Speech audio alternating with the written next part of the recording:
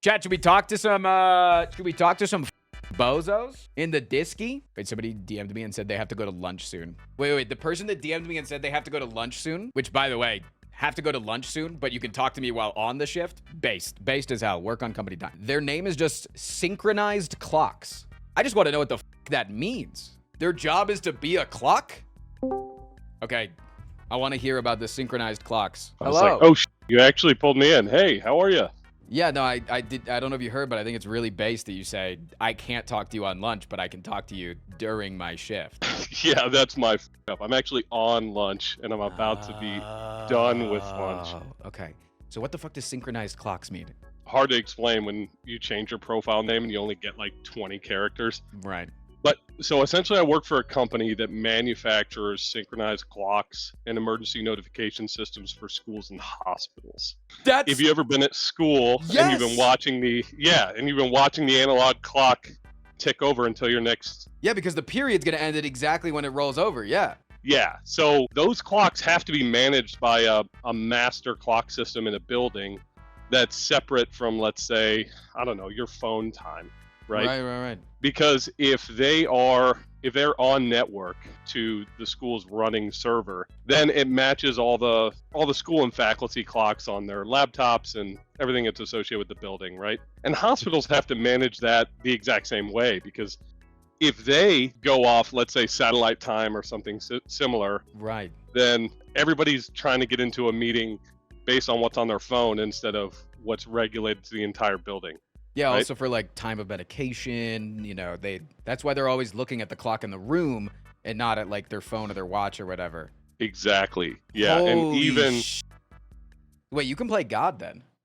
Yeah, kind of. We sell a master clock system, and we have a cloud-based system that everybody gets access to once they purchase it, and then you can log in and make changes to that, whatever changes you want to make to that system. It was pretty astute of you to mention like time logging, especially for hospitals. Yeah, I mean, time of death is like the most obvious one. Like, it's yeah, that's a little morbid, but I was thinking in terms of like AstraZeneca is a client of ours, and so they buy our clocks in their medical testing facilities and medication manufacturing facilities. And why that's important is that they have digital clocks at each individual station.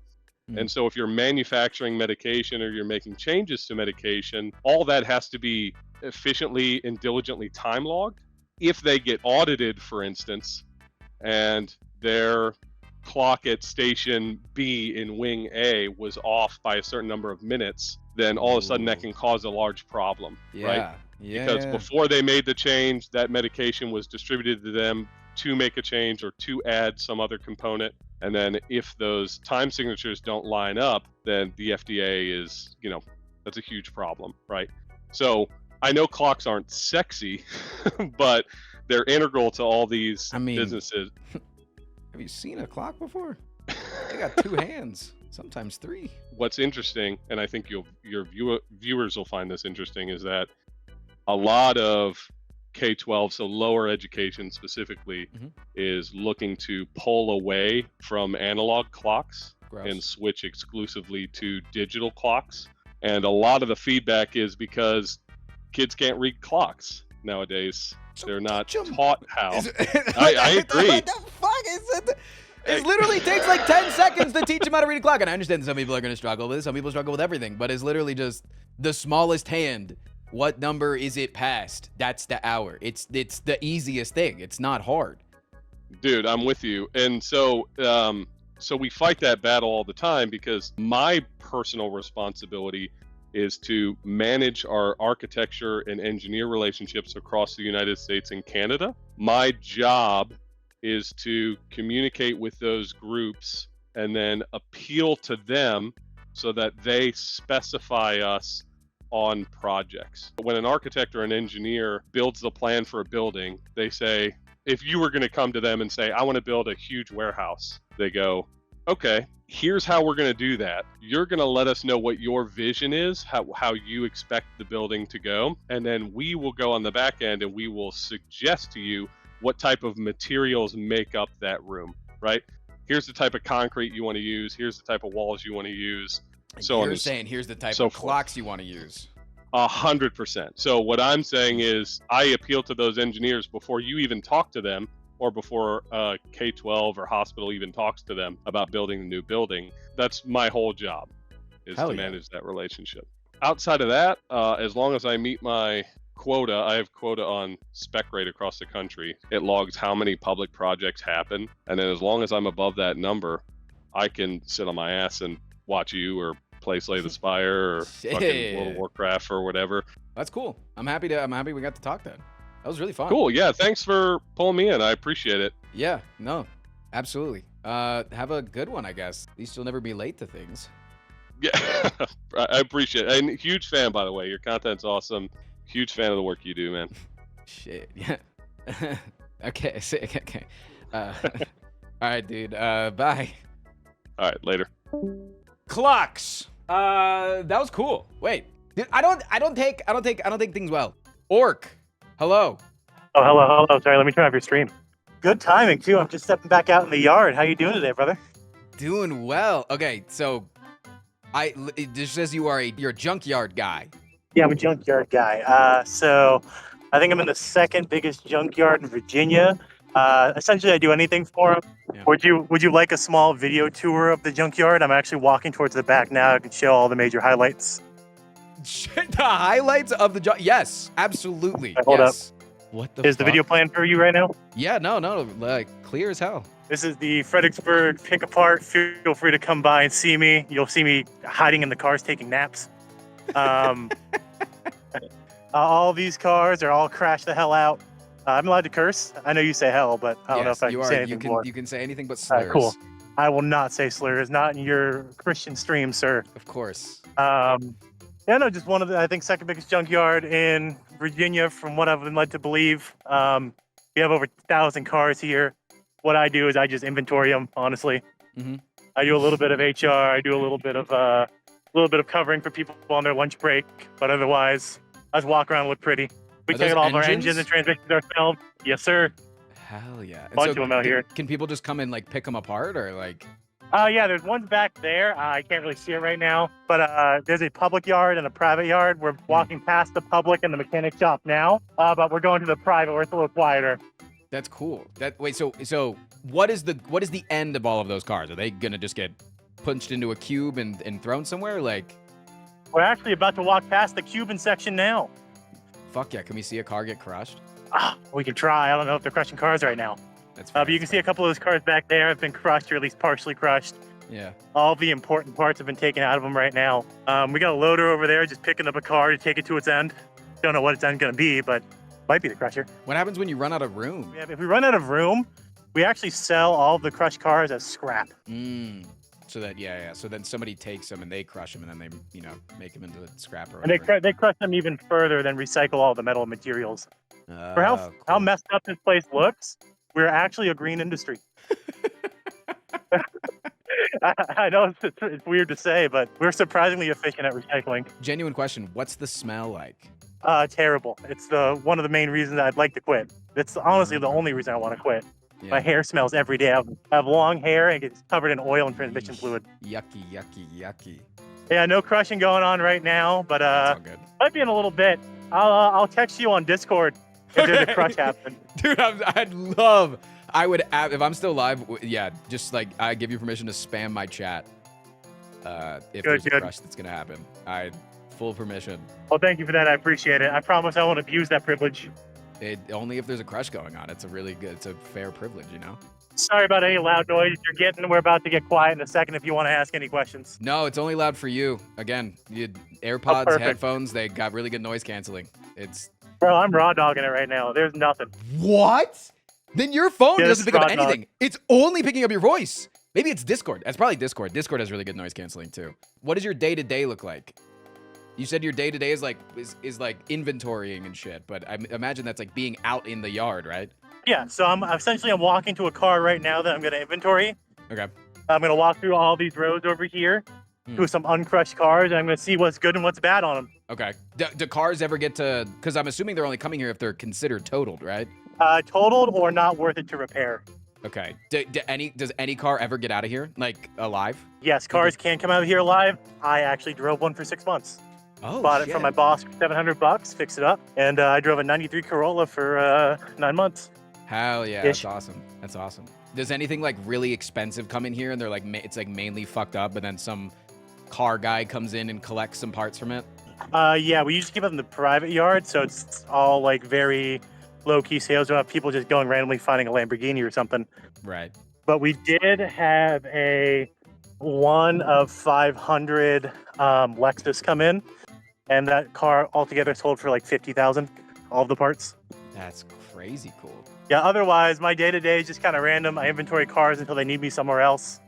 I've helped people for injuries here. I'm first aid certified from when I was a security guard. I put on a tourniquet like 3 months ago. That was fun. They climbed up on top of a big thing of cars and fell off because they were dumb. You ever get any like mafia individuals coming through here and asking for a favor? In the past, I've been told they had some, but not in my time. Ah. I've also had a friend want to hide his weed here, and I told him no, because I kind of need money to have this job. You said you're wanting to quit. Are you actually looking for another job right now? I certainly am. You know, I have 2 degrees. I have business administration and information technology, and this was kind of just like a whatever job for in between. Mhm. So it turned into about a year.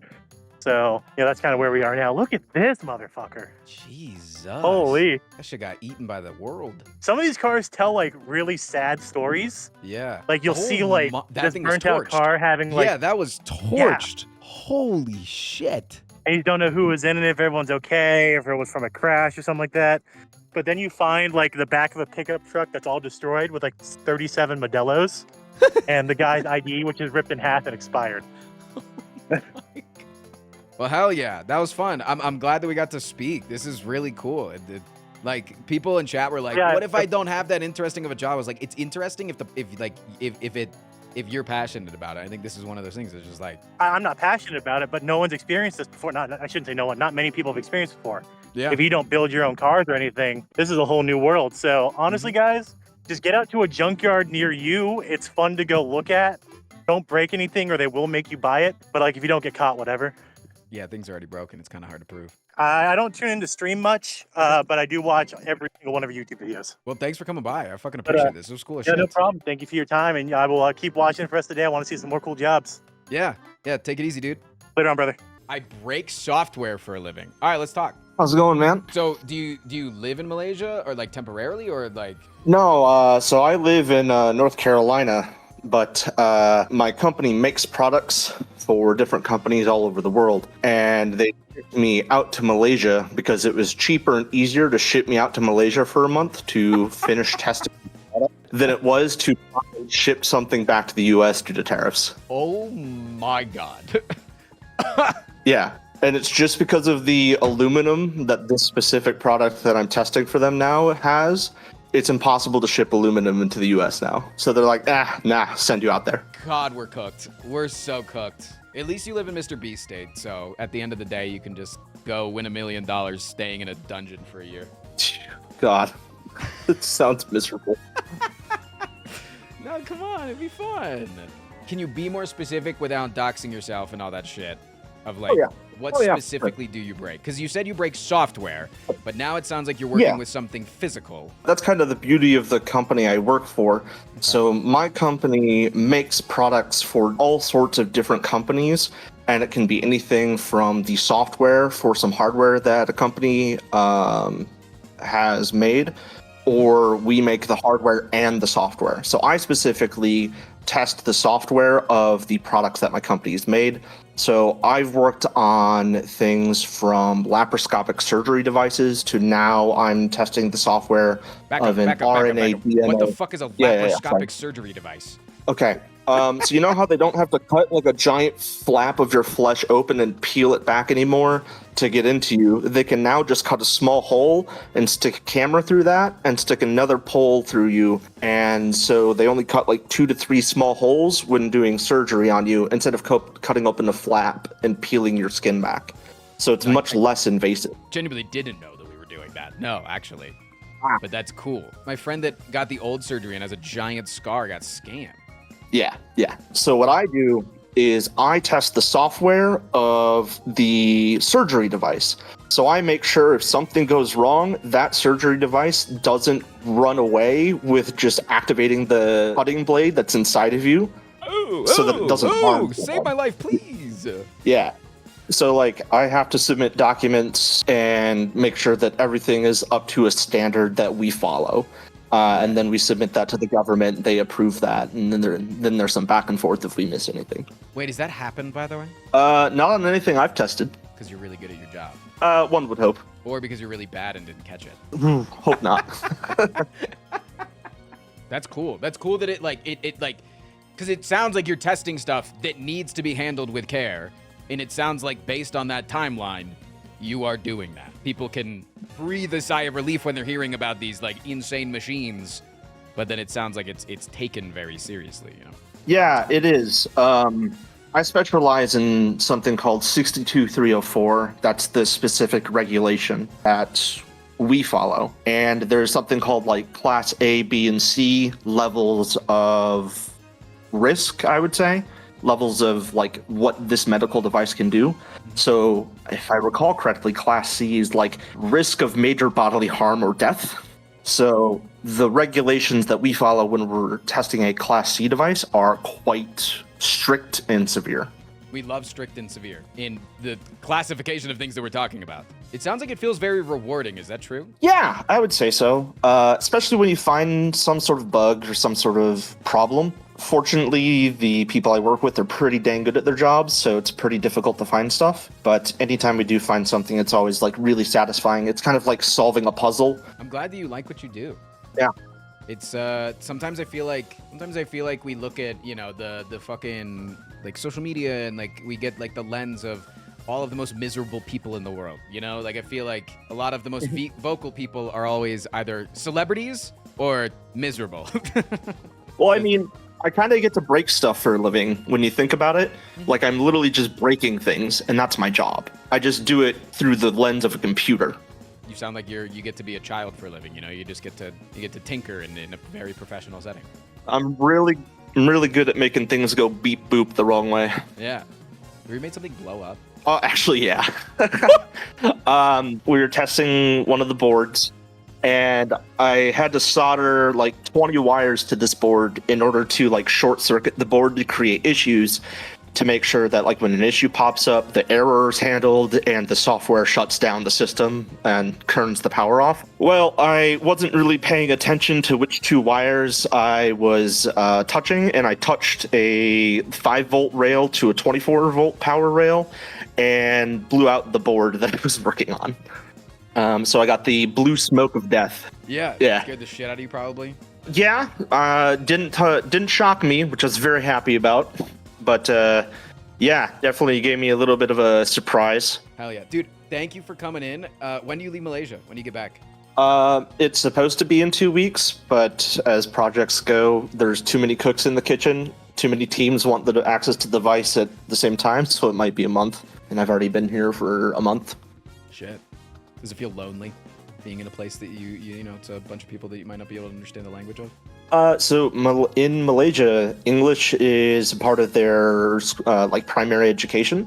Oh, so shit. everyone knows at least a little bit of English. Oh, cool. And then in the office, part of working in the office is you have to be fluent in English due to being in an international corporation.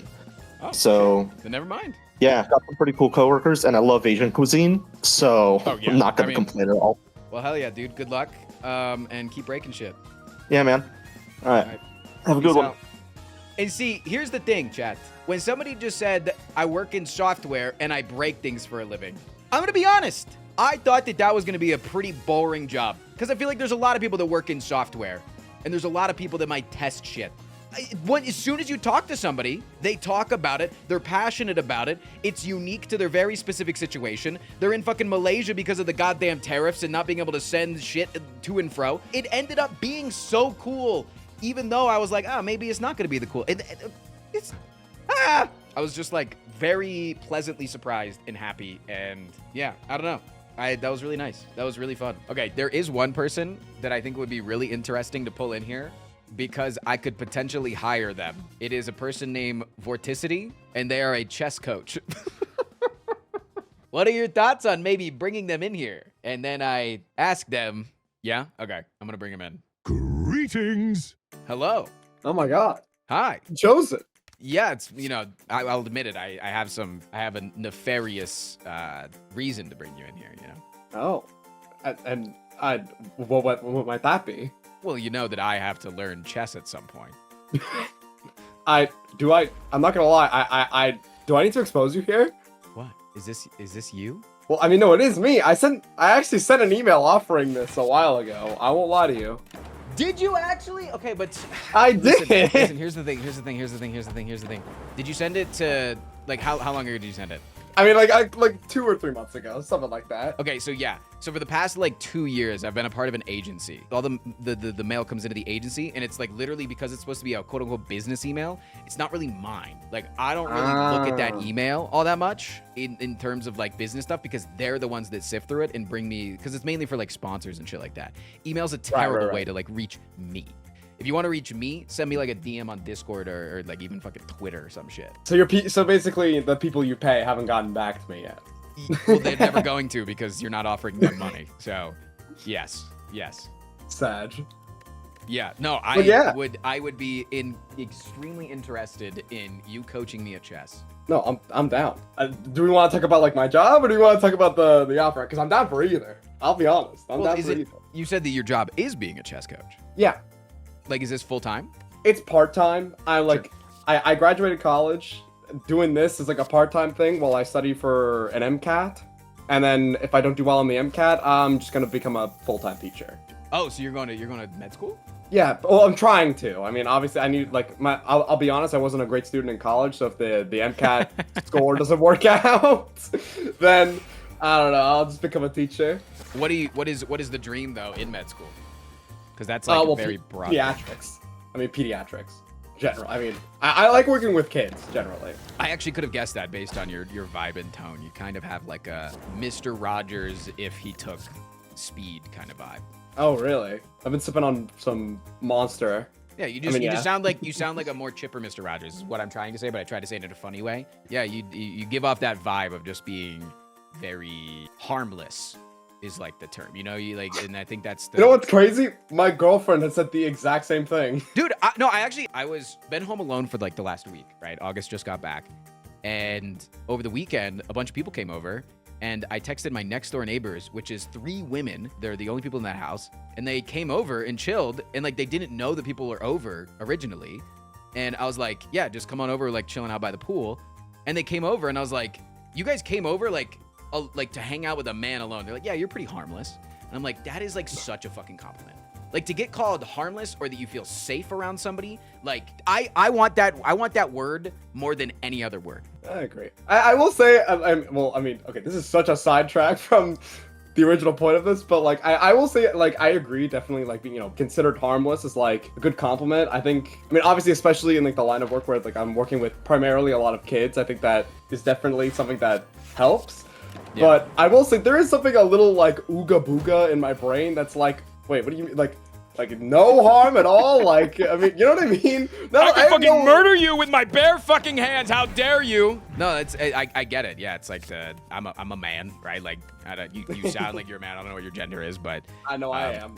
I think it is a part of our DNA to fucking murder and kill things, and it doesn't have to be another person, but it's like, no, I don't want to murder and kill things though. I just like, this is a sidetrack.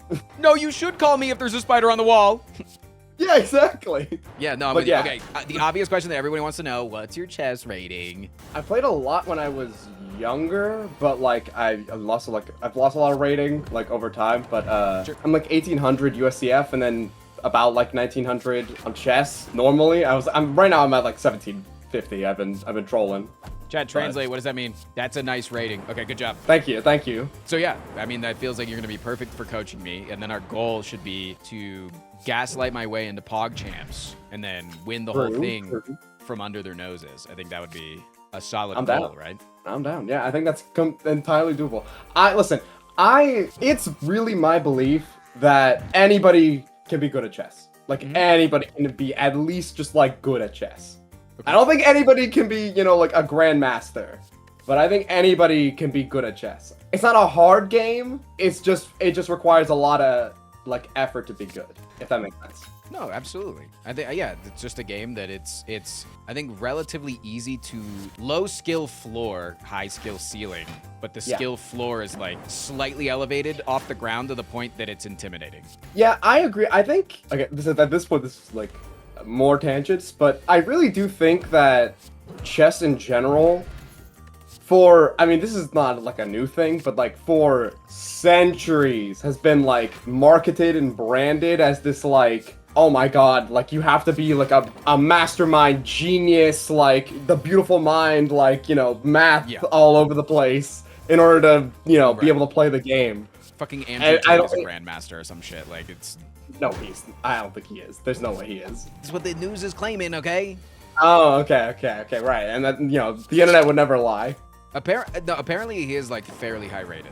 Andrew Tate's dad was a GM. Okay, so then yeah, he's probably fairly high rated. If his dad was a GM, yeah. If his dad is a GM, then he's probably does have a fair bit of rating. Because, you know, you're not just raised by a chess GM and not, But yeah, I mean, listen, I mean, for the most part, I teach like children. So I mean, to get to the actual job thing, so I do private and like a public quote unquote lessons where it's like I do after school. Normally the sessions are like an hour-ish, like of like a group of like kids that sign up for it, like for like just an after school program. And then like some of them, like the really good ones, their parents are like, hey, I know my kid is really good. Do you want to do private lessons for them? And I'm like, how often yes, do you get the sure. how often do you get the parent that thinks their kid is really good? So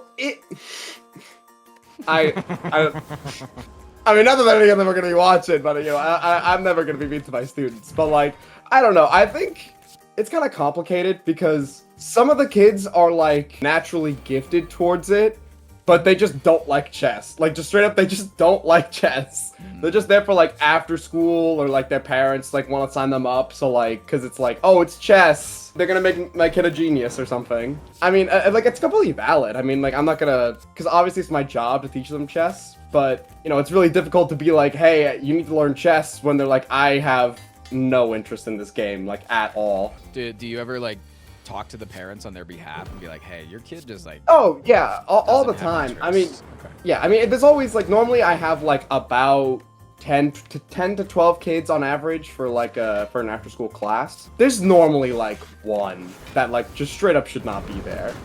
Yeah, I appreciate that you fight on their behalf because a lot of people don't, and it's not necessary for you to do. You know, you could just clock in.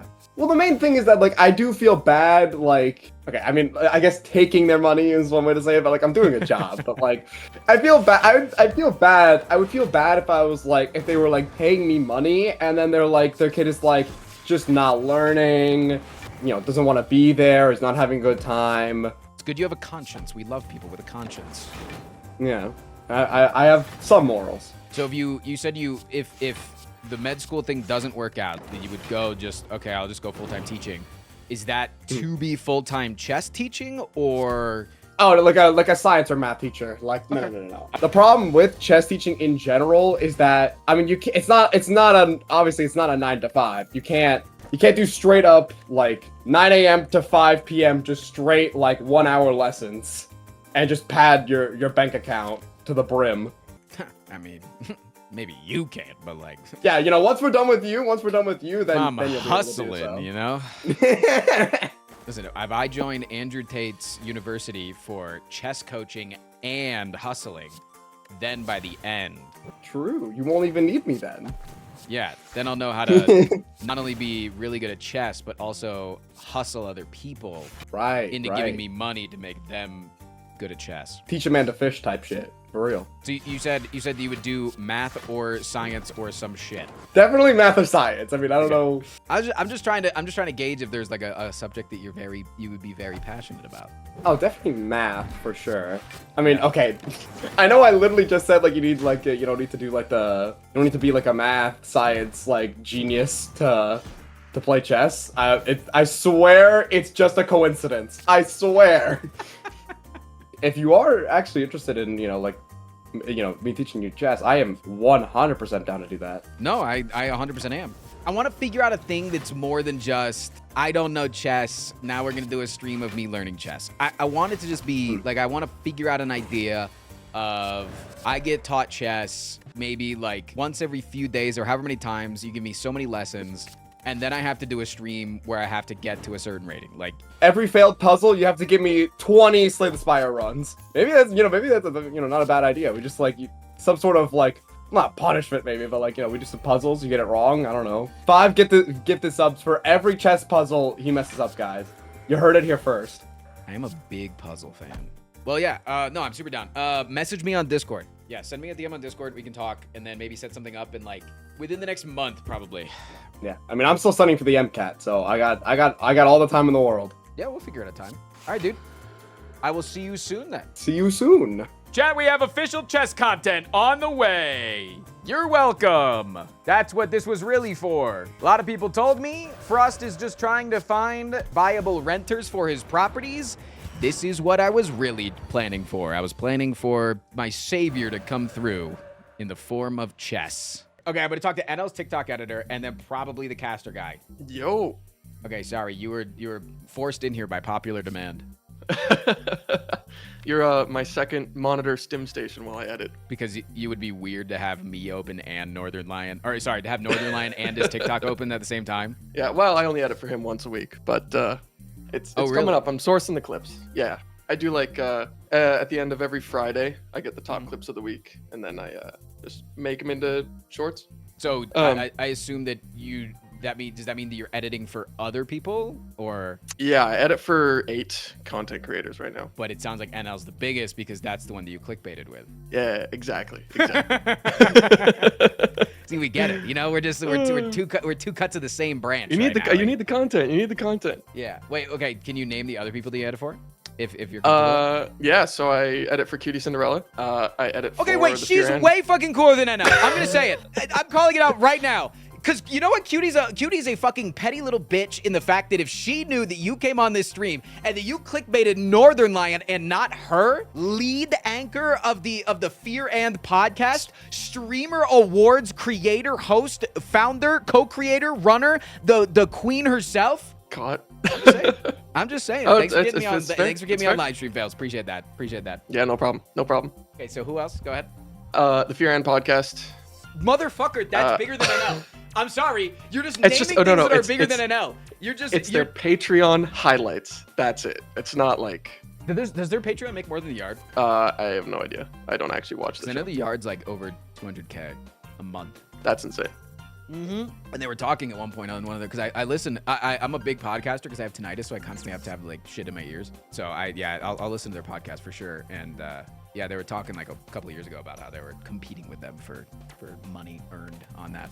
Okay, who else? Starzero Chris, Elden Ring guy. Chat Caroline probably knows who Kwan. it is. Motherfucker, you're naming way cooler people than NL. I'm sorry. Caroline Kwan is one of the coolest people on the It's internet. true. Okay, it's true, but like You're gonna it tell was me that so you've made cool out 'cause- with Will Neff next. No, I didn't. But I was cameraman on the Beyblade tournament, so I got to see him in. Dude, I'm actually spandex pissed that glory. they did that because Cutie has like I think she and I have the same brain because she was the Beyblade tournament, right? Yeah. Yeah. So she's done that, and she's done the social deception like murder mystery shit. Those are both ideas that I've had, and even before she did the murder mystery shit, I sent that in to Off-Brand before it got killed. And so like for like a minute there I was like, did they steal my shit?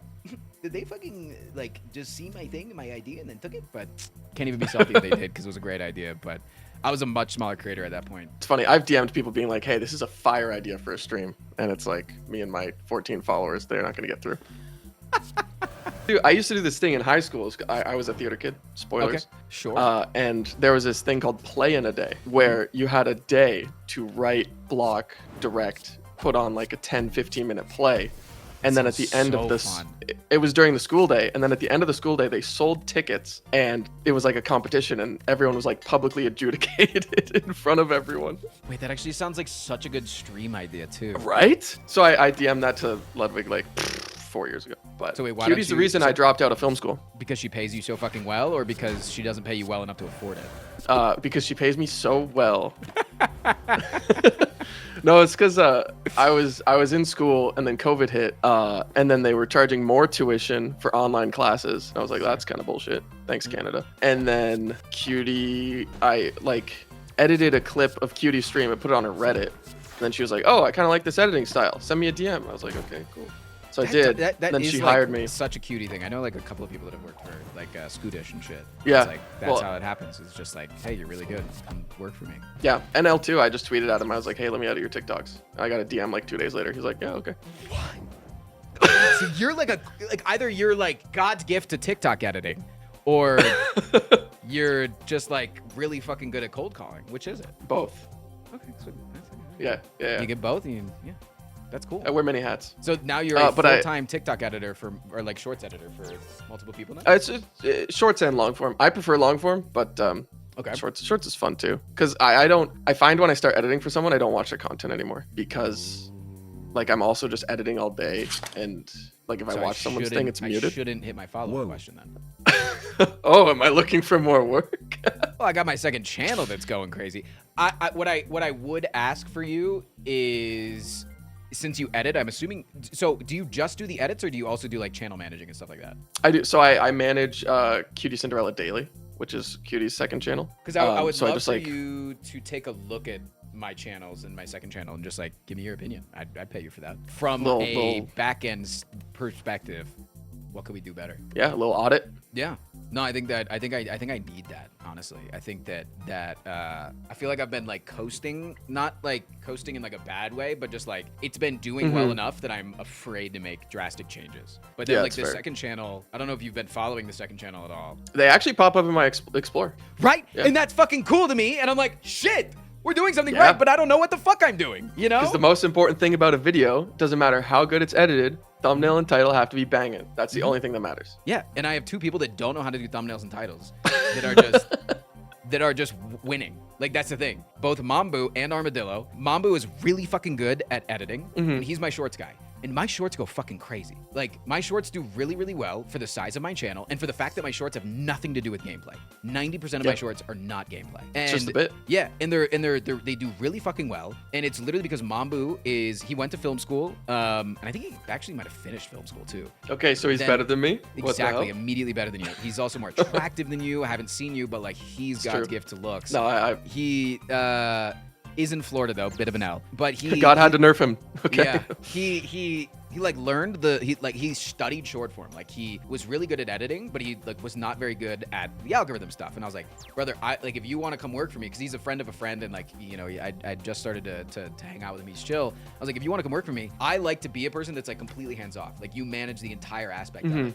So you got to learn it and be able to speak it. And like, I want it to be like after we start working together, you're not even sending me clips anymore. Like you're not saying like, is this be a good clip? Would this be a good clip? You're just fucking making shit and you're uploading it. And I fucking love that. And he's so fucking good now. But now he's coming over to the second channel, so he's really fucking good at editing. But he's good at like titling to a degree. But it's like the shorts in the long form editing titling is a little bit different. But he doesn't know what he doesn't know the thumbnail game. And Armadillo is also just very new to both editing and thumbnailing. But Armadillo has been watching enough of my content that he's like learning fast. But I don't know if like it could be better. But like the thumbnail that he just came up with, let me see if I can just like pull it up on stream. Like he just sent me fucking this about the lab grown meat discussion, which like, I'm like, dude, that just looks like a fucking YouTuber thumbnail. Like that looks sick. Yeah. Like it. Yeah, that's good. Like cause like chat, you'll notice like, there's like artifacting, but like this is how a thumbnail's gonna be look. This is how you're gonna see a thumbnail. Fucking goated. That looks like a fire fucking thumbnail. But like, yeah, so I think we are winning, and I don't know why we're winning or how to continue to win or how to make it even better. So I would love to bring you on in an advisory role. That'd be sick. Was that your whole goal here today? Was that your goal? Yeah, it actually was. Yeah. Fuck! Yeah, I do. Fuck! Oh, who's the best at cold calls? That's actually a bad Who's the thing, best at though. cold Wait, calls? wait, Who's the wait, best wait, at cold it's a good calls? thing. It's a good thing and a bad thing. Wait, it's actually a good thing and a bad thing. Good thing because you think that I'm good enough that I might be able to grow as a content creator, because you don't want to just work for some washed. Anyone can. Everyone can. But like honestly, No, I shut do up. love I'm good your enough. content. Shut up. I'm fucking good enough. Eat shit. Okay, bitch. I was glazing you in the second part of that, but you don't deserve it anymore. Dude, imagine, because this is gonna be a second channel video. Imagine this is edited by you. Imagine. That's crazy. NL's TikTok editor came on my stream. I hired him, and then he made this video. Working title. Wait, that actually would kind of fucking But I'd say QB Cinderella, honestly, because Yeah. wait, no, I might actually do NL because it'd just be shorter. Because you got to fit in like the 50 to 55 characters, right? It's because of mobile chat. Because specifically Android devices cut off your YouTube titles after about 50 to 55 characters, depending on the size of your phone. And so you want to fit in the majority of your. And that's why Android sucks. True. Is he also bald? I am not bald. He No. also just assumed his gender, chatter. Just because he sounds so masculine and manly. Yeah, I'm pretty mad. I got swords and shit. But wait, yeah, it's pretty cool. So you think that I'm a good because like you're not just gonna work for like somebody that gets views, right? Because there's plenty of streamers out there that get views, but like they're not like a good content creator. You know what I'm saying? They're not working the game, right? So there's a website called YouTube Jobs. I don't know if you've ever seen it or heard of it, but it's basically a giant like job board posting of everybody who's giving work, everybody who's looking for work. It's really cool because you can integrate you can just upload links of videos you've done and it like generates a portfolio for you. It's crazy. But 99% of the jobs on there are like MLM, pyramid scheme, business coach, blah blah blah. And it's like I get all these DMs. I'm like, they're like, oh, salary 150,000 a year, and I'm like, yeah, but if I want to not live anymore at the end of the day after working for you, I don't want to do it. Yeah, I went to the first guy, Big Boss, 771,000 subs, 20 videos. They all have 1 million+ views. Yeah, but honestly, if anyone in chat is trying to become a YouTube editor, that's a really good. Like, there are some diamonds in the rough that I've found on YouTube Jobs. It's a great website. It's pretty cool. See, like, I hate that it does say this in the title because when I'm looking at it, I see scriptwriter, Big Boss. I think that this is the salary.